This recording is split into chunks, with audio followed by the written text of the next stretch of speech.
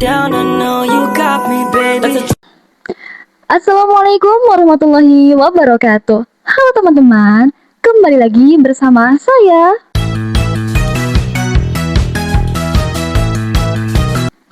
Kalau sebelumnya kita sudah membahas tentang hadis dan bagaimana kedudukannya dalam Islam, kali ini kita akan membahas sebuah tema yang masih berkaitan dengan hadis, yaitu ingkar sunnah. Pernah nggak kita bertanya, apakah seorang muslim cukup hanya berpegang kepada Al-Quran saja tanpa mengikuti hadis Nabi? Atau bagaimana kedudukan sunnah Rasulullah dalam memahami ajaran Islam? Nah, pertanyaan-pertanyaan seperti inilah yang menjadi pembahasan dalam kajian ingkar sunnah. Pada video kali ini, kita akan membahas pengertian ingkar sunnah, sejarah munculnya, bentuk-bentuk pemikirannya, serta bagaimana pandangan ulama terhadap kelompok yang mengingkari sunnah. Oke, langsung saja kita mulai pembahasannya. Pembahasan yang pertama yaitu pengertian ingkar sunnah. Teman-teman, pertama kita pahami dulu apa yang dimaksud dengan ingkar sunnah. Secara bahasa, ingkar sunnah berarti menolak, tidak mengakui, atau mengingkari. Sedangkan sunnah adalah segala sesuatu yang berasal dari Nabi Muhammad Sallallahu Alaihi Wasallam, baik berupa perkataan, perbuatan, maupun ketetapan beliau. Jadi, ingkar sunnah adalah suatu pemikiran atau sikap yang menolak kedudukan sunnah Nabi sebagai sumber ajaran Islam. Orang yang memiliki pandangan ingkar sunnah biasanya berpendapat bahwa umat Islam cukup berpegang kepada Al-Quran saja dan tidak perlu menggunakan hadis sebagai pedoman. Namun, dalam kajian Islam, pendapat ini menjadi pembahasan yang panjang karena mayoritas ulama menjelaskan bahwa sunnah memiliki kedudukan penting sebagai perjelasan Al-Quran.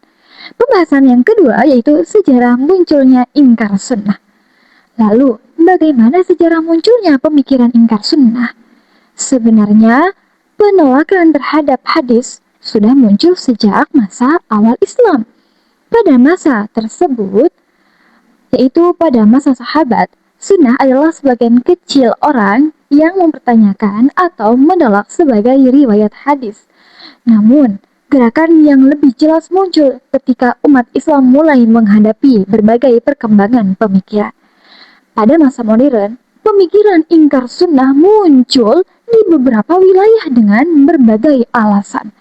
Sebagai orang yang menolak sunnah, beranggapan bahwa hadis sulit dipastikan kebenarannya karena proses periwayatannya terjadi setelah masa Rasulullah Shallallahu Alaihi Wasallam. Ada juga yang beranggapan bahwa Al-Quran sudah cukup sehingga tidak membutuhkan sumber lain. Pembahasan yang ketiga yaitu bentuk-bentuk ingkar sunnah. Dalam pembahasannya, ingkar sunnah memiliki beberapa bentuk. Pertama, menolak sunnah secara keseluruhan. Kelompok ini beranggapan bahwa hadis tidak memiliki kedudukan sebagai sumber hukum Islam. Mereka hanya menerima Al-Quran sebagai satu-satunya pedoman. Yang kedua yaitu menolak sebagian sunnah. Ada juga yang tidak menolak semua hadis, tetapi hanya menerima hadis tertentu dan menolak hadis lainnya berdasarkan pemahaman pribadi.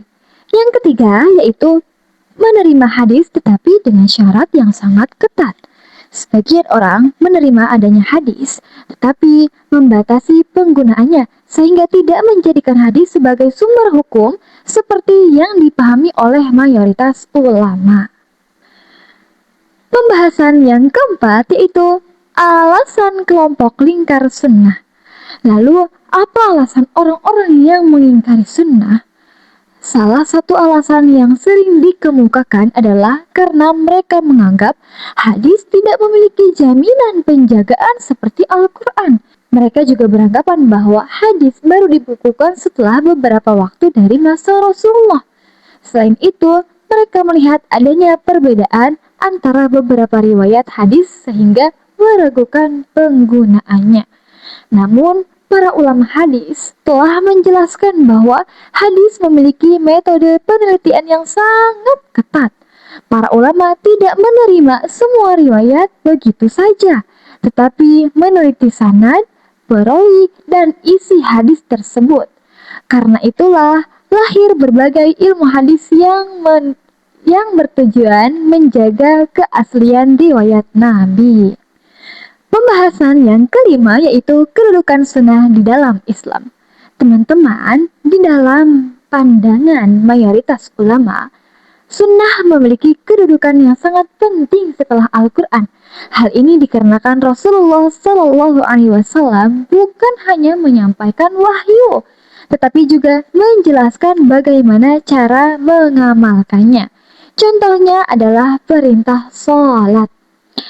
Di dalam Al-Quran, Allah memerintahkan umat Islam untuk mendirikan sholat. Tetapi tata cara sholat dijelaskan melalui contoh Rasulullah. Begitu juga dengan ibadah lainnya, seperti zakat, puasa, dan haji. Banyak rincian ajaran Islam yang kita ketahui melalui sunnah Nabi. Pembahasan yang keenam yaitu pandangan ulama terhadap ingkar sunnah. Mayoritas ulama menolak pemikiran ingkar sunnah. Menurut mereka, menolak sunnah berarti mengabaikan salah satu bagian penting di dalam memahami ajaran Islam, karena Al-Quran dan sunnah memiliki hubungan yang sangat erat. Al-Quran menjadi sumber utama, sedangkan sunnah berfungsi menjelaskan dan menerangkan isi Al-Quran.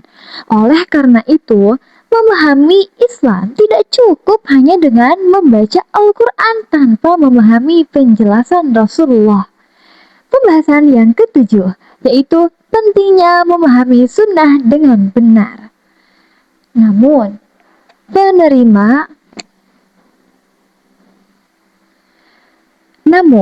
menerima sunnah juga harus dilakukan dengan ilmu.